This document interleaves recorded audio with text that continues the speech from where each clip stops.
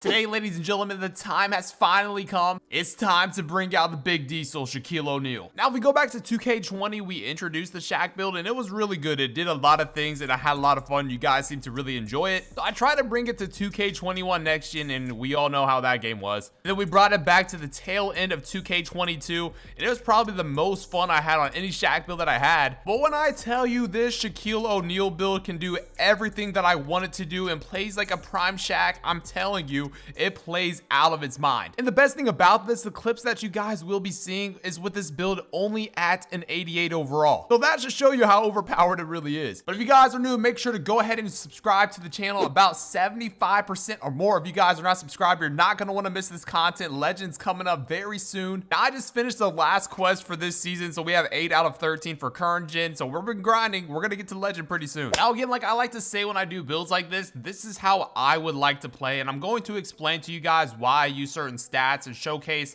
how good those stats actually are. So if you want to change anything, you can, but this is the exact build that I ended up making. We're gonna go center. Everything else doesn't really matter. 7 foot tall, 263 pounds with a 7'10" wingspan. That's gonna give us 99 strength and the ability just to dominate down low. Now, this is what I did when I upgraded this build. I went with an 85 close shot. Now, you might be thinking, you know, it's SHAQ. He dominates down low. Anything next to the rim, he should be making. You're right, but with an 85 close shot, if you get post scoring takeover, you'll have like a 95 close shot, and post take is super easy to get this year. Just takeover in general, really. So you're going to be able to make pretty much anything, and you do have that Hall of Fame Pro touch if you want to use it. So I think 85 is a perfect sweet spot. We're going to go with a 70 driving layup. I'm not going to be taking too many layups on this build, but I've hit a ton of contested layups as well. So, and before even upgrading it, so I think 70 layups a good spot to have, especially if we're going to go with an 86 driving dunk, which is why I think this build is going to be a ton of fun. You saw that unlock. We got gold limitless takeoff on his 7-foot SHAQ build, which just looks hilarious. Like I said, having this high driving dunk, we're going to be able to get so many contact dunks, not only just regular contact dunks that you guys have been seeing, but I'm talking about like lob contact dunks, standing contact dunks,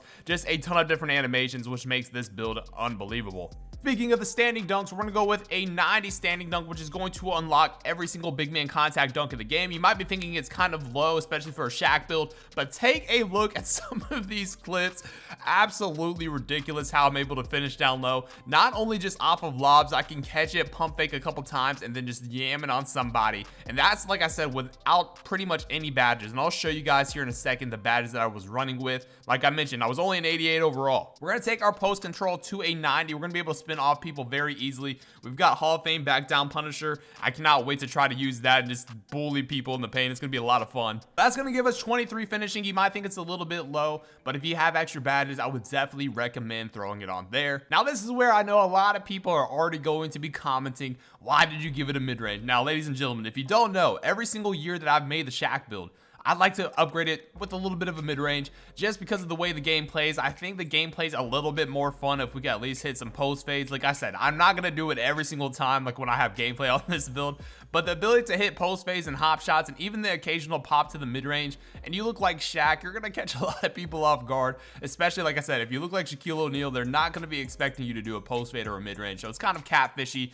and you get this cool build name that I'll show you guys at the end. Our pass accuracy is going to go to a 68, which is actually pretty high. You get like needle threader and break starter and stuff like that. Having this, like I mentioned, I'm going to be able to use this in the rec center, so I'll have this build grinded out probably very soon because I'm going to be playing it for season 3 in the rec and stuff like that. So this build will be completely maxed out. So I wanted to have some pass accuracy so I could at least have break starter and it wasn't a liability anywhere on the court. We'll just take our ball handle to a 49, which isn't going to be anything crazy. It's not going to give us any extra badges, but it's just going to be what it needs to have. Now, defensively, this is where it gets fun. Our interior defense is going to go to an 86. Interior defense is going to be pretty big on this build. It's going to be able to get more badges. So I went with an 86 just so we are not going to get bullied in the paint ourselves. You'll notice when I upgraded the block right here, we're going to get silver anchor. If you watch my Wembanyama build video, I have gold anchor. And I think silver anchor is going to be enough on this build, especially with high interior defense and being 7 foot tall with a max wingspan. Rebounding should be pretty good. Defensive rebound is going to go to an 85 and our offensive rebound is going to go to a 68. I did notice on my Wembanyama build that I had like a 55, I think, offensive rebound. It was very difficult for me to get rebounds, but with a good offensive rebound at a 68, I think I'll be able to do the job there. And we have silver rebound chaser, and I'll show you guys the vertical and all that stuff, which has helped me a lot, get these rebounds. We're just going to take our steal to a 42 and our perimeter defense to a 45. Nothing crazy, but it's just extra stuff towards the end that I just threw on. Anyway, now we're not going to be the quickest on this build, obviously. We are Shaquille O'Neal, so we're going to go with a 55 speed, which is okay. Acceleration is going to be at a 51. Our strength, like I said, it's a SHAQ build, so I wanted to go with 99 strength.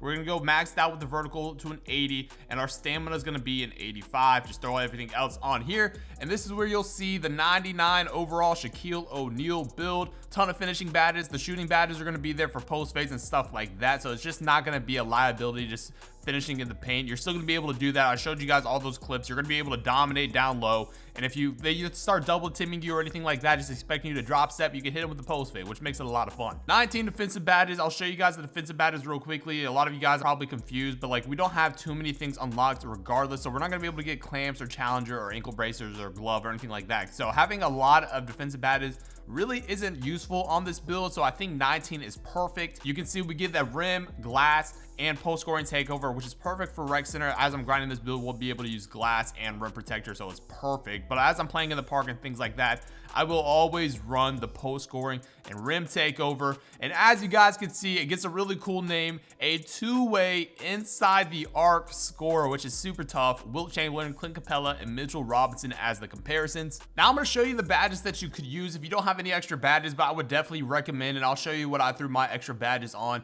This is going to be finishing, limitless takeoff on gold is super overpowered, posterizer, of course, masher if you want to just mash down low. Pretty much everybody's going to be shorter than you when you're 7 foot tall, especially playing in the park, so masher is a pretty good badge. Drop step if you want to use it. I cannot wait to try out back down punisher on a Hall of Fame with bully on Hall of Fame. I think that's going to be a lot of fun. And I know a lot of people are going to be asking why I had a mid-range upgraded, but like I mentioned before, you're going to be able to dominate in the mid-range as well. People are going to leave you open, trust me, especially if you're playing twos. I was already playing last night. People were leaving me wide open the whole entire time, so being able to knock down this mid-range is key. And I think if SHAQ played in today's NBA, he might have a little bit of a mid-range, but he'd probably still be able to dominate down low, obviously. Playmaking, I do believe I stuck with 6 even after I added all the extra badges. What I would be doing for park, I'd probably run quick first step on silver and unpluggable on silver. And as I'm playing rec center, I would probably take these 2 off and go ahead and throw it on break starter here and do something like this, just so I was able to kind of throw the ball down the court and not get stripped on rebounds. And if I had a bailout, I could do that as well. Like I said, you don't need too many defensive badges this year because you don't really get that many options. You could run like box out beast, and then you could have like brick wall and Hall of Fame if you're setting screens, or you could run that on gold and have something like this if you want pogo stick. Whatever the case is, you could definitely be good enough with the 19 defensive badges so you're not a liability on the court. Like I said, I did want to show you guys the badges that I was running with when you saw all those clips. This is literally everything I had. I barely had any badges right now. Masher on bronze, and we're able to dominate. Catching all those alley-oops. I think having aerial wizard probably does help a little bit. I wanted to test drop stepper this year to see if it was any good.